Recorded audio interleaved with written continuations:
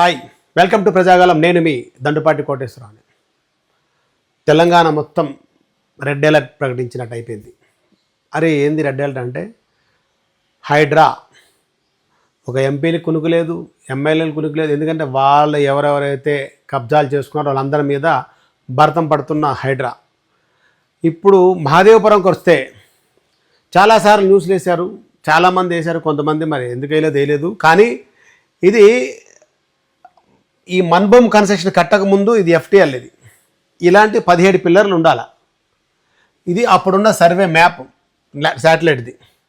ఈ చెరువు పరికి చెరువు ఇలా వెళ్ళి ఇక్కడికి వెళ్తుంది అన్నమాట. ఈ 299, 298, ఇక్కడ 300, 301 ఈ సర్వే నెంబర్లో ఇప్పుడు మన్భూమ్ కన్స్ట్రక్షన్ జరిగింది. ఇది పాత ఏరియల్ సర్వే మ్యాప్. ఇది మరి ఎవరు తప్పు చేశారు? ఇరిగేషన్ డిపార్ట్మెంట్ తప్పు చేసిందా? ఎన్ఓసి ఎలా ఇచ్చింది? అప్పట్లో ఎఫ్టీఎల్ అని ఇరిగేషన్ పెట్టారు, ఇప్పుడు ఎఫ్టీఎల్ లేదని ఎన్ఓసి ఇచ్చారు. ఇప్పుడు రంగనాథ్ గారు చేయాల్సింది ఏంటంటే, ఎవరెవరు ఇలాంటి ఆ టైంలో ఉన్నారో ఇరిగేషన్ శాఖలో కానీ, రెవెన్యూ శాఖలో కానీ, లేకుంటే మన హెచ్ఎండి, జిహెచ్ఎంసి ఈ 5 సంబంధించింది వాళ్ళందరూ కూడా ఆ టైంలో ఎవరైతే పర్మిషన్ ఇచ్చారో ఆ సంతకం పెట్టారో వాళ్ళని సస్పెండ్ చేయాలి. సస్పెండ్గా డిస్మిస్ చేయాలన్నట్టు ఉద్యోగాలు కూడా లేకుండా చేయాలి. ఈ ఎఫ్టీఎల్ పెట్టింది వాళ్ళే.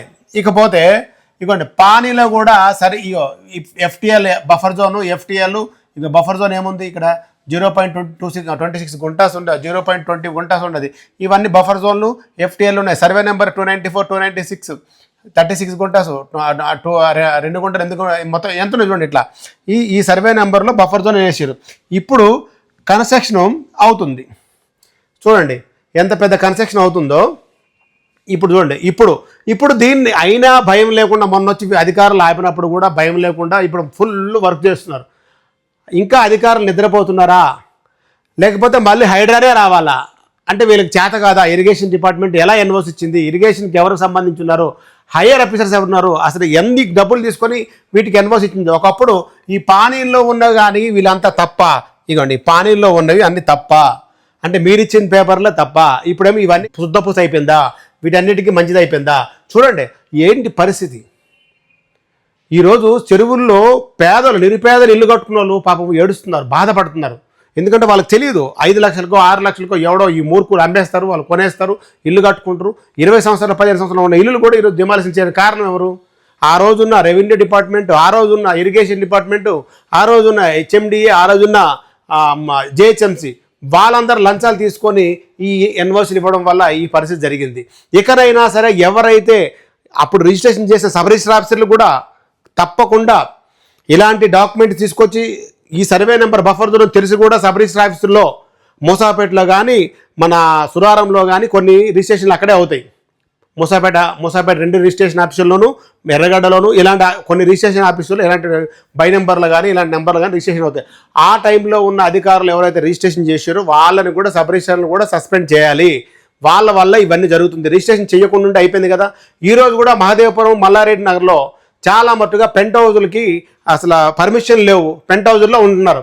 పెంట్ హౌజుల్లో డబుల్ బెడ్రూమ్. మరి ఈ నరేష్ ఏం చేస్తున్నాడు? ఇప్పుడు నిన్నగాక మొన్న సెట్ వేసి 3 రోజులు అవుతుంది. మహాదేవపురం మెయిన్ రోడ్లో ఒక పెద్ద డ్రైవే పెట్టిర్రు. అంటే ఈయన డబ్బులు తీసుకోకుండా చేస్తురా?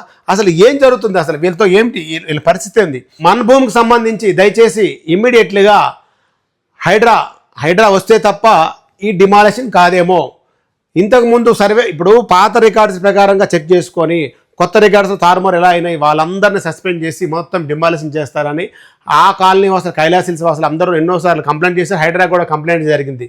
దయచేసి హైడ్రా కమిషనర్ గారు కానీ, హైడ్రా చైర్మన్ గారు మన రేవంత్ రెడ్డి గారికి ఇమీడియట్లీ ఇలాంటివి, ఎందుకంటే మీరు జొన్నవాడ కేటీఆర్ కాదనుకుంటున్న కేటీఆర్ ఫామ్ హౌస్ని కానీ, లేకపోతే ఈరోజు మల్లారెడ్డి కాలేజీలో పల్లారాజేశ్వర కాలేజు, తర్వాత ఎంఎల్ఆర్ కాలేజు, తర్వాత ఎంఐఎం వాళ్ళది, అసదుద్దీన్ ఓవైసీ వాళ్ళది కాలేజీలు ఉన్నాయి.